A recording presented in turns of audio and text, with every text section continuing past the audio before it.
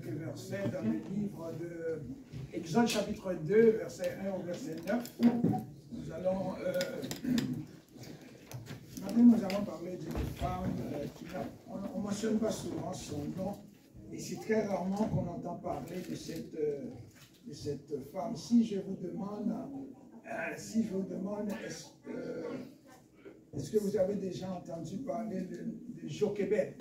Est-ce que ça vous dit quelque chose? De Moïse. Jochebed, c'est la mère de Moïse. Est-ce que vous connaissez son père aussi? Hein?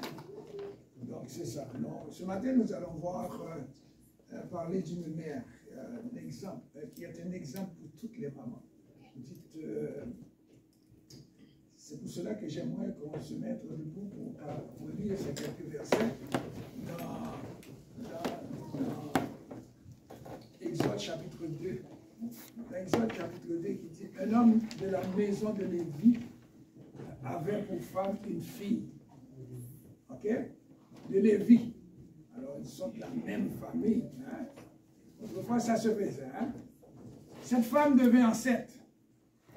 Et enfanta un fils, elle vit que le fils était beau. Moi, je suis sûr que toutes les mamans trouvent que leurs fils, leurs enfants sont beaux. Hein? Mais oui. Mais cette fois-ci, ici, cette expression hébraïque est différente. Ça ne parle pas de la beauté physique seulement. C'est ce qui était beau, mais on va voir pour la raison pour laquelle la Bible dit que l'enfant est beau. Et qu'est-ce qu'elle a fait? Elle le cacha pendant 3 mois. Comment peux-tu cacher ton enfant pendant 3 mois? Il doit avoir une raison. Ne pouvant plus le cacher, elle prit une caisse de jonc qu'elle enduisit de bitume et de poids. Elle y mit l'enfant et le déposa parmi les roseaux sur le bord du fleuve. Donc elle a fait un panier imperméable et de ce panier, il a placé le bébé et le bébé, il l'a mis dans, pas directement dans le fleuve, mais il dit que c'est parmi les roseaux qui se trouvent, pas du fleuve. Alors, les roseaux sur le bord du fleuve. La sœur de l'enfant se tint à quelque distance pour savoir ce qui lui arriverait. La fille de Pharaon descendit au fleuve pour se baigner, et ses compagnes se promenèrent le long du fleuve. Elle aperçut la caisse au milieu des roseaux, et elle envoya sa servante pour la prendre. Elle l'ouvrit et vit l'enfant, c'était un petit garçon qui pleurait. Elle en eut pitié, et elle dit, c'est un enfant des Hébreux. Alors la sœur de l'enfant dit à la fille de Pharaon, veux-tu que j'aille te chercher une nourrice pour les femmes, parmi les femmes? Alors, les Hébreux, pour quelle raison? C'était pour allaiter cet enfant. Va lui répondit, oh my, je vous fais va lui répondit, ok, la fille de Pharaon. Et la jeune fille alla, toute vitesse, alla chercher la mère de l'enfant. La fille de Pharaon lui dit, emporte cet enfant et allaite-le-moi. Je te donnerai ton salaire. Tu vas payer pour t'occuper de ton enfant. La femme prit l'enfant et l'allaita. Quand il eut grandi, elle l'amena à la fille de Pharaon. Et il fut pour elle comme un fils. Elle lui donna le nom de... C'est elle qui a donné le nom de Moïse. Ce n'est pas la mère qui a donné le nom. C'est la princesse qui a donné le nom de l'enfant. Moïse. Qui signifie je l'ai retiré des eaux. Que le Seigneur t'ait béni pour nous. C'est quelques portions de l'Écriture. Il y a un proverbe, un adage juif qui dit une mère ne pouvant pas être partout, Dieu ne pouvant pas être partout, il a créé les mères. C'est ça, il y a un proverbe qui dit ça. Et d'après certaines recherches, la personne la plus influente dans la vie de quelqu'un, c'est sa mère. Très, très. La mère joue un rôle très, très influent dans la vie de ses enfants. Il y a des preuves qui montrent que la mère qui passe beaucoup de temps aux enfants et qui enseigne à un très bas âge, ces enfants-là sont très intelligents. Donc c'est très important de comprendre le rôle de Jochebed la mère de Moïse dans la vie de Moïse. Mais pourquoi elle devait cacher Moïse pendant 3 mois? Vous connaissez l'histoire, hein? Mais oui, il était une fois un roi qui est le Pharaon. Et ce Pharaon était très méchant. Puisqu'il était méchant, il voulait absolument détruire les petits enfants. Il voulait les tuer. Pourquoi il voulait les tuer? Parce qu'il dit, si ces enfants, ces petits garçons deviennent grands, ils sont multiples, ils vont se joindre avec des ennemis. Et ils vont se battre avec nous. Ils vont remporter la victoire. Et ils vont quitter le pays. Ne voulant pas que cela arrive, il a eu un plan macabre, disant, il faut que tous les enfants mâles hébreux soient morts. Il faut les tuer pour empêcher qu'ils se multiplient et de peur qu'ils ne viennent pas nous faire la guerre. Donc c'était son plan. Et il voulait exécuter ce plan. Il a même ordonné pas seulement à ses soldats, il a dit à tout le peuple et aux Égyptiens de tuer tous les enfants mâles hébreux et de les jeter dans le fleuve. Non seulement ils étaient esclaves, mais ils étaient vraiment dans une situation, une société très difficile. Maintenant, ce n'est pas juste les soldats, c'est tous les Égyptiens qui devaient exécuter l'ordre de Pharaon. Il a donné cet ordre. Il voulait diminuer la population masculine des Hébreux parce qu'il avait peur qu'ils deviennent nombreux et qu'ils se joignent à ses ennemis pour combattre son peuple et sortir ensuite du pays. Mais il y a une maman qui a défié l'ordre.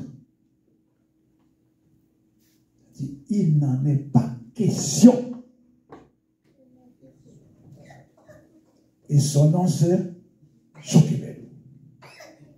Elle a décidé d'aller à l'encontre de l'ordre du roi.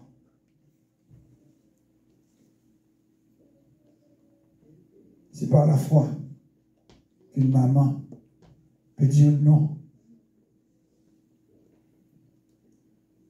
à l'ordre du roi. La foi et le courage d'une mère esclave qui a défié l'ordre du grand roi Pharaon. Dans Nombre chapitre 26, verset 59, la Bible dit, cette femme avait aussi un mari du nom de Amram. Voici le nom du père de Moïse, Amram. Le nom de la femme d'Amram était Jochebed, fille de Lévi, laquelle naquit à Lévi en Égypte. Elle enfanta à Amram 3 enfants. Le premier, c'est Aaron. Le deuxième, c'est Myriam. Je ne sais pas pourquoi la Bible a choisi de mettre Moïse comme deuxième, alors que Moïse, c'est le plus jeune. Ça, c'est un détail. Et Myriam, ou bien Marie. Donc, elle avait 3 enfants. Mais il y a une chose qu'on doit voir, que pour cet enfant, c'était différent. Parce que quand on regarde dans la naissance de Moïse, on dit que dans le verset 2, Exode chapitre 2, verset 2, on dit cette femme devint enceinte. Moi, en analysant cela, j'essaie en train d'imaginer, quand elle devint enceinte, l'ordre était déjà donné, mais elle se fichait de l'ordre, et puis elle a fait ce que c'est que le Seigneur veut qu'elle fasse. Elle pouvait dire, écoute là, moi, avec tout ce que le roi dit, il n'en est pas question. Elle vit, elle devint enceinte et elle enfanta, elle vit qu'il était beau. Mais dans le sens de beau, ce n'est pas juste physique. C'est-à-dire que quand elle regarde cet enfant, il a dit, oh, c'est pas comme Aaron, hein. Cet enfant a quelque chose de spécial. Il a un destin spécial. Il y a quelque chose de spécial pour cet enfant, parce qu'il était beau. Alors, Pourquoi? Parce que le Seigneur avait une mission pour cet enfant. Je me rappelle, quand je préparais le message, j'ai un ami qui a 16 enfants. Mon ami a 16 enfants, j'ai visité 16 enfants. Il m'a même envoyé un livre qui s'appelle Full Quiver en anglais. C'est-à-dire comment avoir des enfants. Il voulait que je suive. Je vais vous suivre. Vos amis, lui de suivre, il 16. Regarde bien. Pharaon a donné l'ordre de tuer tous les enfants.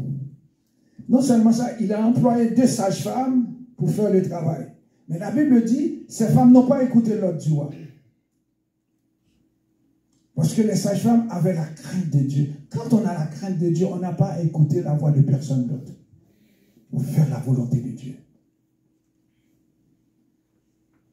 Et la Bible dit, puisque ces 2 femmes-là, sages-là, ont écouté l'ordre, n'ont pas écouté l'ordre du roi, Dieu a fait prospérer la maison de ces 2 femmes-là. L'obéissance amène toujours de la bénédiction. C'est sûr que des fois, on va obéir à Dieu, on n'a pas le résultat escompté. Mais quand même, tu gagnes parce que tu as obéi. Dieu va vous bénir. Ça viendra. Tant et aussi longtemps tu restes dans la volonté de Dieu, quel que soit ce qui arrive, bien ou mal, Dieu va vous bénir parce qu'il voit votre volonté. Jochebed pouvait dire, moi je ne veux rien savoir, je vais terminer ma grossesse, je ne veux rien savoir. Parce que je ne veux pas que quelque chose arrive à mon enfant et aussi à ma vie. Non, elle a décidé d'aller jusqu'au bout et vous allez voir, Dieu l'a récompensée.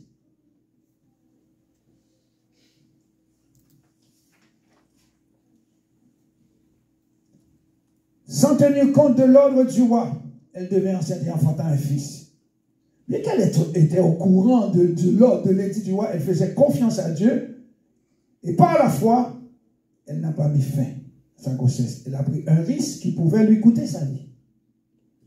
Jochebed, la mère de Moïse, est une femme qui illustre la foi, la résilience, le courage et l'amour inconditionnel pour son enfant. Et vous allez voir comment Dieu va intervenir.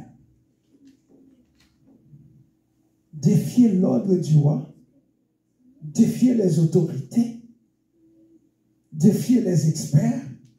Oui, quand on veut faire la volonté de Dieu,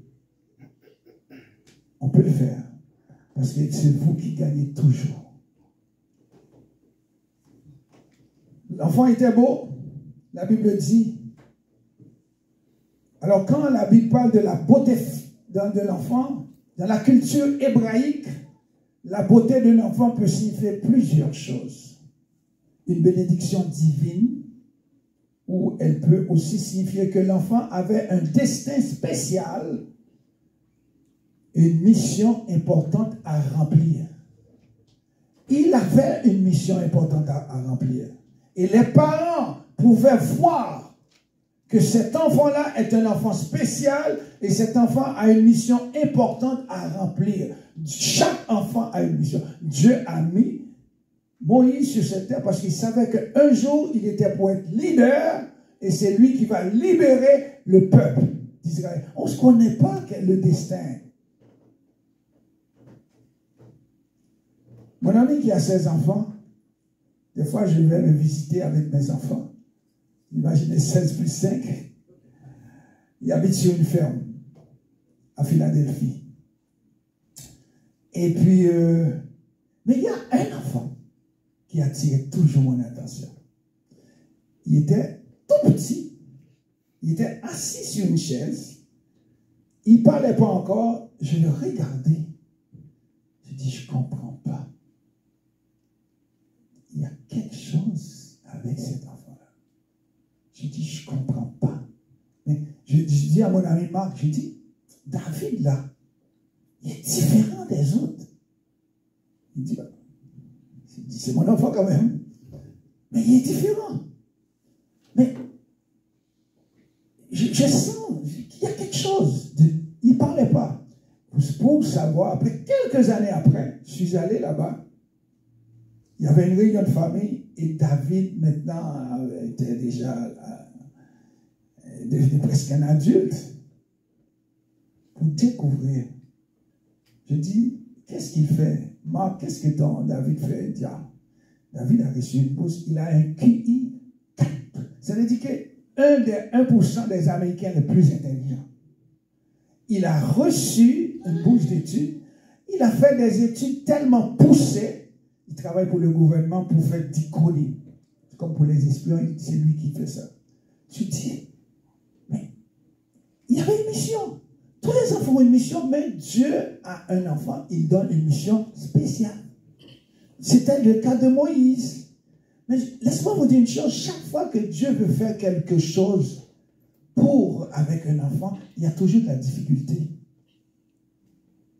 Jésus, qu'est-ce que Hérode voulait faire? Voilà. Quand on a une mission, Dieu veut nous amener quelque part, on va toujours avoir un peu de difficulté. L'essentiel, c'est de lui obéir.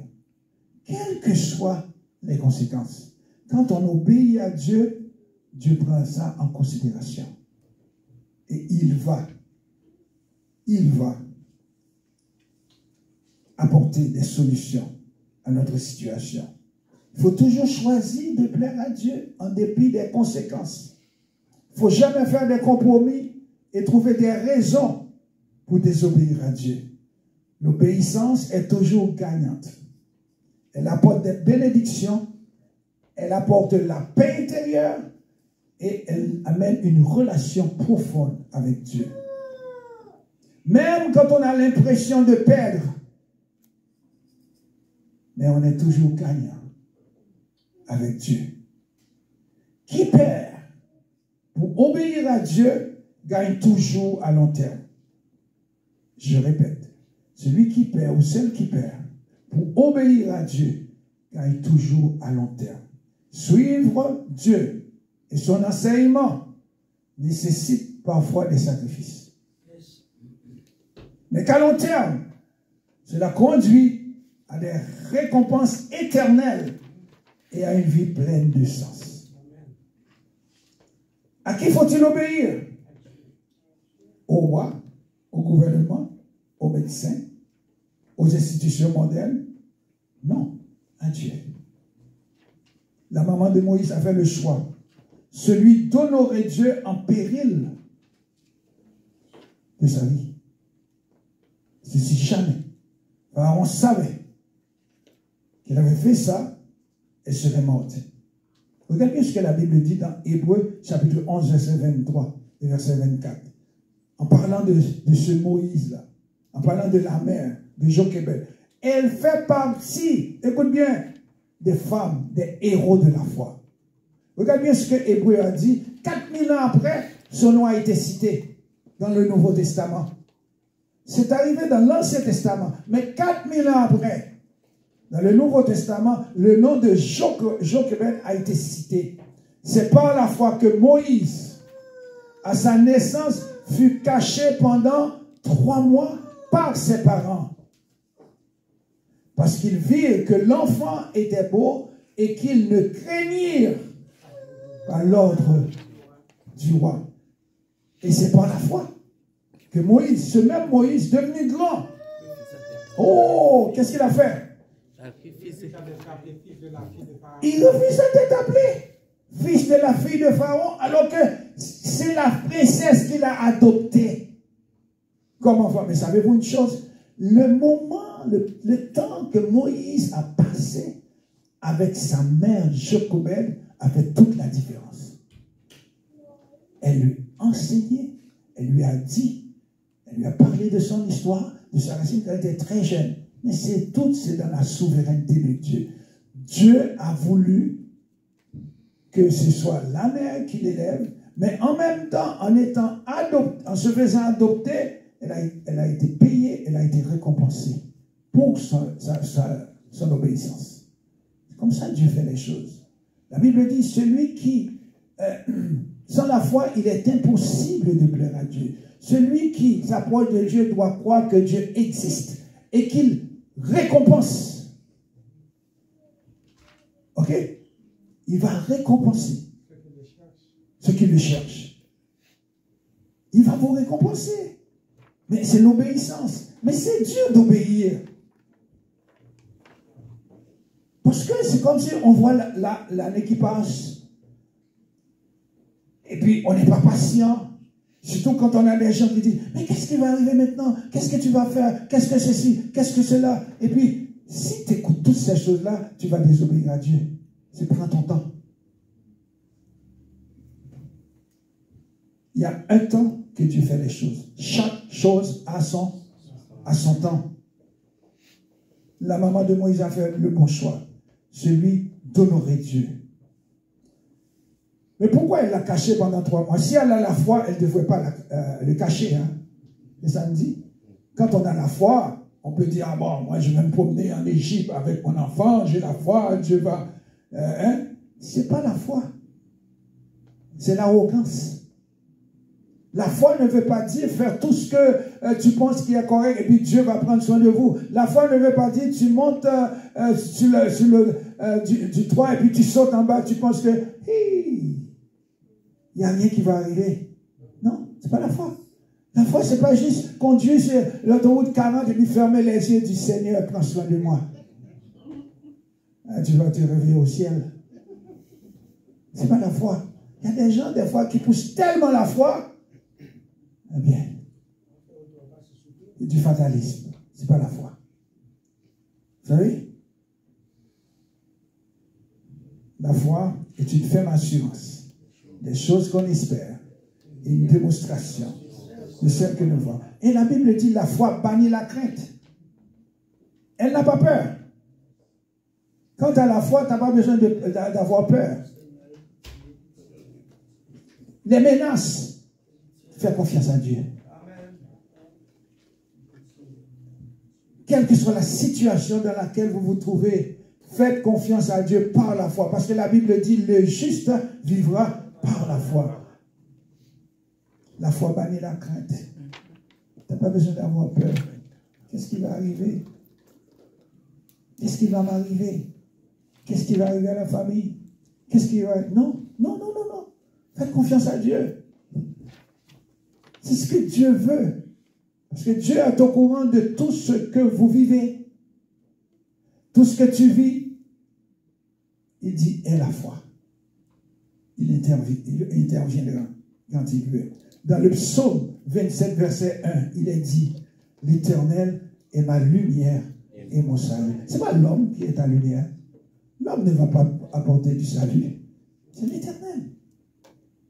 L'Éternel est ma lumière et mon salut. De qui aurais-je craint? L'Éternel est le soutien de ma vie. Oui, il y a même, la Bible dit que mon père et ma mère. Vous avez, mais l'Éternel vous recueillera. Il y a des gens qui vont vous abandonner. C'est le parcours de leur existence. Il y a des gens qui vont dire, moi je veux vraiment faire confiance. Cette personne va être toujours là pour moi. C'est vrai. C'est l'homme. C'est l'homme. Peut-être qu'il pensait vraiment, mais l'homme ne connaît même pas son cœur. Il ne se connaît pas. C'est pas Voltaire qui dit l'homme a des désirs, que le cœur a des raisons que la raison ne connaît pas. Même le Seigneur a dit, le cœur de l'homme est tortueux par-dessus tout. Qui peut le connaître? Tu penses que tu connais quelqu'un? Tu penses vraiment que tu connais quelqu'un? Non. Il n'y a que Dieu qui connaît l'homme. Il n'y a que Dieu qui connaît l'homme. Vous serez surpris de savoir que vous ne connaissez pas grand-chose, même de vous-même. La maman a défié le roi. La foi nous rappelle que Dieu est toujours présent. Dieu ne va jamais nous abandonner. La foi nous donne confiance et chasse la peur. La foi peut nous aider à trouver le calme et la sérénité dans les situations difficiles. C'est la foi, pas la raison. La situation est tellement difficile, tu ne peux pas raisonner, ou pas qu'il y ait une raison pour ça. Mais par la foi, tu peux faire face à la situation. La mère de Moïse n'avait pas peur de défier l'homme du roi parce qu'elle avait fait confiance au roi des rois. Lui, il est roi. Mais il y a aussi le roi des rois. Regarde le verset 3 dit. Parce que la foi aussi, ça demande des actions. On ne peut pas dire j'ai la foi et puis par exemple, tu veux un travail, j'ai la foi. Je vais prier. Mais va chercher un travail. La foi est aussi, c'est comme une auto, il y a besoin aussi des pneus pour rouler. Ne pouvons plus le cacher. Elle a fait ce qu'elle pouvait. Des fois dans la vie, on fait ce qu'on peut. Laisse le reste à Dieu. Tu ne peux pas tout faire. Des fois, tu penses que tu es au contrôle de ta vie. Mais il y a des fois, le Seigneur a dit non. Maintenant, laisse-moi agir. 3 mois, tu l'as caché, tu étais au contrôle. Maintenant, tu n'es plus au contrôle. Qu'est-ce que tu vas faire? Tu dois prendre une décision. Et voilà, la Bible dit, elle prit une caisse, elle a fait un panier imperméable. Elle a fait un panier et les déposa parmi les roseaux sur le bord du fleuve. Tu sais ce que ça veut dire? C'est par la foi que tu peux déposer ça. Pourquoi? Parce que le fleuve, c'est l'endroit où on jette les enfants.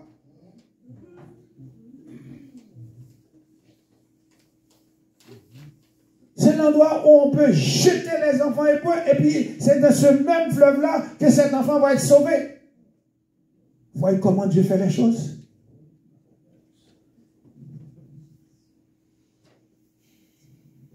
La foi doit tout laisser à Dieu. Pendant 3 mois, elle était au contrôle de l'enfant. Elle en prenait soin. Mais il doit arriver un temps dans notre vie professionnelle, spirituelle, où il faut complètement faire confiance à Dieu. Amen. Et lâcher prise. La foi voit les choses que l'œil ne voit pas. Tu sais qu'est-ce qu'elle voit, au Québec? Elle voit Dieu, le créateur de ce fleuve-là. C'est ça qu'elle voit. C'est ça que la foi voit, les choses que nous ne voyons pas. La foi voit Dieu, le Dieu du Nil, avant de voir le Nil. David a vu Dieu avant de voir Goliath. Elle voit Dieu là où personne ne le voit. La foi est une ferme assurance des choses qu'on espère, une démonstration de celles qu'on ne voit pas. Elle fait ça. Elle a pris l'enfant, elle l'a mis au bord du Nil. La foi voit et espère ce qu'elle voit va s'accomplir. Quels que soient les obstacles, quelles que soient les difficultés, ce que le Seigneur vous demande ce matin, de ne pas vous inquiéter, de lui faire confiance. Il est au contrôle. Il est au contrôle. C'est quand la situation te dépasse et que tu ne peux plus rien faire que Dieu va mettre en marche son plan pour vous. C'est parce qu'elle avait dit, le Seigneur avait dit, si tu crois, tu verras la gloire de Dieu. Elle ferait preuve de foi en le déposant parmi les roseaux sur le bord du fleuve. Comme je disais, dans Exode chapitre 1, verset 22, regarde ce que le fleuve représentait pour les Hébreux, les garçons mâles. Le fleuve était l'endroit où il fallait jeter ou noyer les garçons. Alors Pharaon donna cet ordre à tout son peuple. Vous jetterez dans le fleuve tout garçon qui naîtra. Et vous laisserez vivre toutes les filles. À ce moment-là qu'on aimerait être une fille. Okay? Voici les noms des fils d'Israël, etc. On ne va pas citer les noms, mais justement c'était ça le fleuve. On va rester là. Le fleuve, c'est un endroit mortifère. Un lieu de danger et de mort potentielle. C'est un cimetière pour les enfants mâles hébreux. Et c'est dans ce même fleuve que Moïse a eu la vie sauve par la fille de celui qui voulait le jeter au fleuve pour le tuer. Le Pharaon est devenu le grand-père adoptif de Moïse. Voici notre Dieu que nous servons. Alléluia. Amen. Celui qui voulait tout éliminer, Dieu dit non. C'est moi qui dirige ton cœur. Tu vas en prendre soin.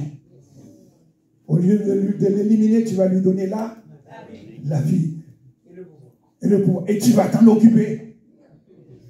Et c'est toi qui vas payer pour lui pour aller à l'université avec Ramsès. Le Dieu que nous servons n'est pas limité par les lois humaines et par les décisions prises par les autorités. C'est le Dieu créateur qui dirige sa création. Je l'ai retiré des eaux, c'est le nom de Moïse. Alors son propre père Pharaon voulait le jeter dans ses eaux. Le fleuve de la mort est devenu le fleuve de la vie pour l'enfant de Dieu. Écoutez bien, le Nil, qui représentait un lieu de danger et de mort pour les enfants hébreux mâles, est devenu un lieu de salut et de vie pour Moïse. Dieu peut prendre les situations les plus difficiles dans ta vie et les transformer en opportunités. Amen. Dieu peut prendre les situations les plus difficiles dans ta vie et Dieu peut les transformer en opportunités.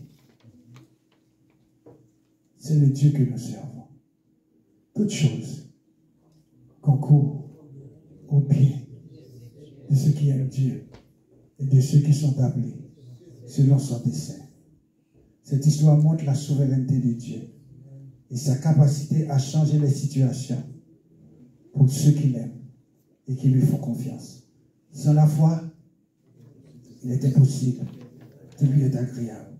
La mère de Moïse a plu à Dieu par sa foi et Dieu l'a récompensé. Vous savez, j'ai entendu des gens qui disent oh, il ne faut pas mettre des enfants dans ce monde parce que la société est vraiment malade. Est-ce que vous pensez que la société dans laquelle vivait Jochebed était meilleure qu'aujourd'hui? Non. Au contraire, nous sommes des enfants de Dieu.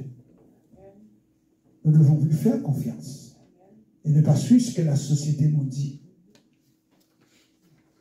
C'est vrai que nos enfants sont attaqués par le système.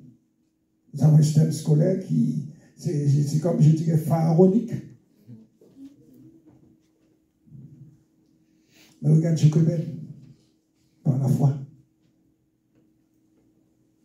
Elle a préparé un grand leader. Quand on fait confiance à Dieu, il pourvoit de manière inattendue et miraculeuse. Jochebed a fait confiance à Dieu quand elle a déposé son garçon de 3 mois parmi les roseaux sur le bord du fleuve. Elle savait que Dieu était pour intervenir. Elle a même demandé à sa fille de surveiller l'enfant. Elle se tenait à distance pour savoir ce qui était pour lui arriver. La provision de Dieu est souvent imprévisible. Dieu pourvoit de toutes sortes de manières, mes amis. On ne peut pas toujours identifier la source de ces bénédictions, de ces provisions.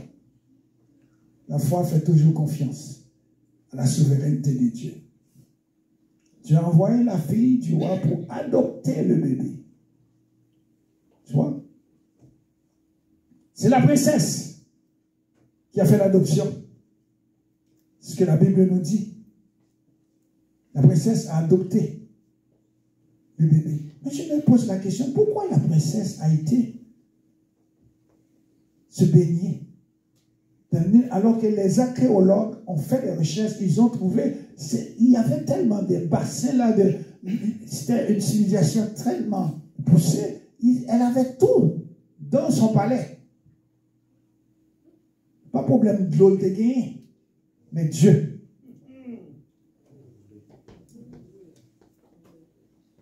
Il a demandé d'aller. Est-ce que vous savez que Dieu peut déplacer une personne juste pour toi? Yes, il l'a déjà fait. Pour venir t'aider, il peut prendre un médecin, n'importe qui, il peut le faire en son temps. Tu peux le faire. Rien n'est impossible. Une princesse, le Nil, c'est une fleuve, il y a beaucoup de labour, il y a plein de choses. Pourquoi elle est là? Vous savez une chose, la Bible dit, c'est elle qui a entendu le bébé, pas ses servantes. Comment ça? Regarde bien. La Bible dit, elle l'ouvrit et vit l'enfant. La princesse, là. C'était un petit garçon qui pleurait. Et elle en a pitié. Elle dit, c'est un enfant de... On dit, pitié? Ton papa avait tué? Puis toi, t'as pitié? Mais c'est ce que Dieu fait. Là où tu travailles, le patron a pitié de toi, il ne sait même pas pourquoi. Il ne vous connaît même pas. Mais il vous aime. Vous venez d'un pays complètement différent, culture complètement différente. Et puis il y a des gens qui ont pitié de toi. Je vais vous donner un exemple. Quand je me suis marié, je suis allé au Mexique pour la lune de miel. Puis en retournant, écoutez bien, j'ai passé à New York pour visiter ma mère. Puis on a conduit pour entrer. Arrivé à la frontière, la colle, l'officier de l'immigration dit, non, tu ne vas pas entrer toi. J'ai dit quoi? Il dit, tu ne vas pas entrer. J'ai dit, comment ça? Il dit, mais tu as un document, mais tu n'étais pas supposé de quitter le pays. Oh, il y a la ligne de miel, sorti humaine. Bon ligne de miel, lui-même. Il n'était pas supposé de quitter le pays. Tu vas rester à New York, et puis ta femme va entrer au... Il dit, oh, Alexandre, il dit oui. Puis Daniel commence à pleurer. Fait que Marie, blocus. Savez-vous, Dieu, des fois, l'homme va vous bloquer parce que Dieu va vous débloquer. Ouais. Des fois, Dieu permet que l'homme vous bloque pour qu'il puisse vous débloquer, pour comprendre que c'est Dieu qui vous débloque. Le même gars qui m'a dit ça me dit, la seule chose, si tu veux entrer, voici ce que tu dois faire. Il a dit, mais c'est ça que je fais. Tu me donnes les moyens. Le gars me donne des moyens pour faire ce que j'ai à faire. Je dis, parfait. Il dit, ok, si tu es d'accord, signez. Entrez. Dieu fait les choses. Des fois, il vous bloque, mais ce n'est pas bloqué cela. Il y a une raison. Il y a plein de choses que Dieu va vous empêcher de faire. Vous allez être frustré. Vous savez une chose? Après, votre frustration va tourner en joie.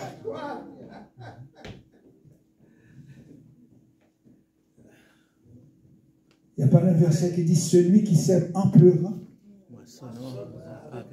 Merci. Moissonnera avec comment? Chant d'allégresse.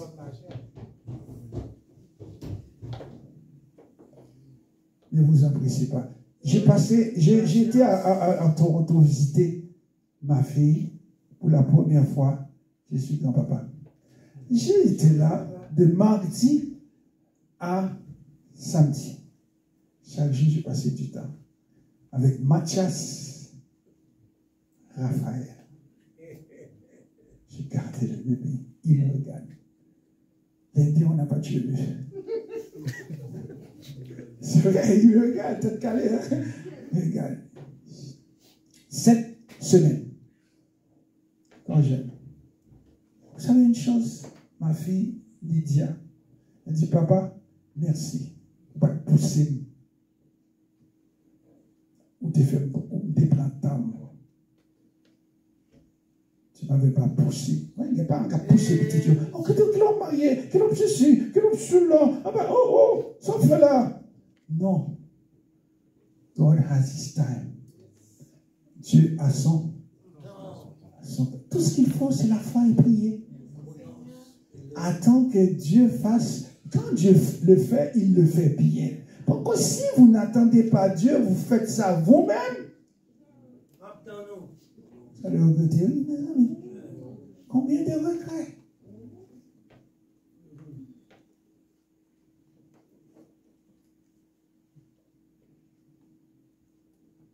On voit les gens qui ne peuvent pas attendre pour mal dans le ciel. Il y a des situations arrivées ici, là, oui, seulement, ouais. Vous demandez sur ta bonne sous terre, oh, il y a le ciel, il y a le ciel là. Si elle la descend. Non, non, on besoin.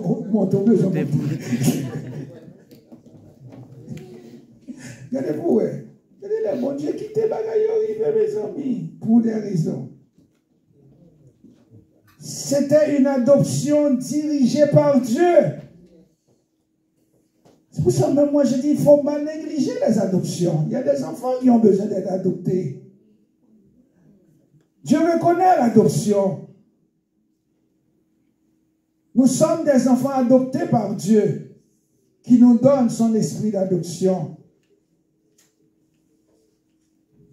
Nous avons reçu un esprit d'adoption. En effet, vous n'avez pas reçu un esprit de servitude pour être encore dans la crainte, mais un esprit d'adoption par lequel nous crions Abba Père. Roi, Pharaon est devenu le grand-père de Moïse. Il a payé toutes ses études à l'université. Et puis il a grandi là-bas. Et savez-vous une chose, la Bible dit, quand il a grandi, sa mère lui avait déjà dit qu'il n'était pas égyptien. En grandissant, il doit faire un choix.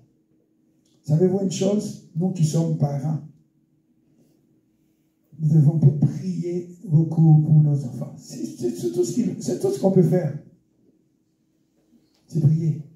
Et par la foi, quand tu regardes cet enfant, tu vois toujours un gars. Même s'il fait des choses qui ne font pas des affaires, c'est pas ça que tu veux voir. C'est pas le chemin qu'il doit suivre. Dieu dirige à sa façon. Tu ne veux pas le mettre au bord du fleuve. Mais tu sais qu'est-ce que tu fais? Quand tu le mets dans le système, tu le mets au bord du fleuve. Il n'y a que Dieu qui peut faire une différence. Parce qu'aujourd'hui, ce n'est pas la même chose. Même dans le système d'éducation, les enfants, ils peuvent témoigner. Il y a un pile bagaille, tu ne peux pas me dire où. Parce que si on t'a dit ça, les choses qu'ils entendent, le genre d'amis qu'ils ont, le genre de fin de semaine que ces amis vont leur raconter. Et toi, tu es à l'église, tu as une fin de semaine plate. C'est pour cela que je dis, il faut vraiment comprendre Dieu et passer du temps et prier pour nos enfants et avoir une bonne relation avec nos enfants. Elle a mis sa confiance en Dieu et elle ne respecte pas l'ordre du roi qui va à l'encontre du 6e commandement de Dieu qui est tu ne tueras point.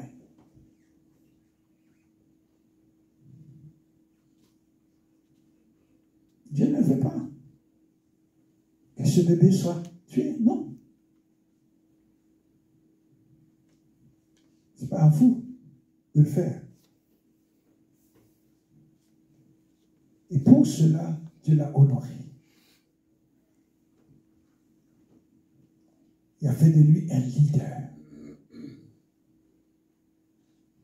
Qui aujourd'hui, on en parle encore. Tu vas en Israël, on parle de Moïse.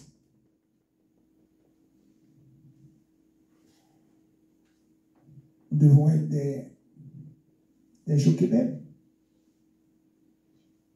Des gens qui font confiance à Dieu. Qui ne regardent pas ce qui se passe dans la société, mais qui disent, le Seigneur, tu m'as donné ces enfants-là, ils sont entre tes mains. Tu lui fais confiance. Dieu est au ciel, il fait ce qu'il veut, il va faire ce qu'il veut avec nos enfants. Nos enfants ne nous appartiennent pas. Il dit, c'est un enfant qui est prêté à l'État. Il fait ce qu'il veut. Mais tout ce qu'il nous demande de faire, c'est de prier. Savez-vous une chose, quand tu pries, tu ne vas plus voir les bêtises qu'il fait. Parce que tu dis, le Seigneur est au contrôle. Le juste vivra par la foi. Que le Seigneur vous bénisse. Amen.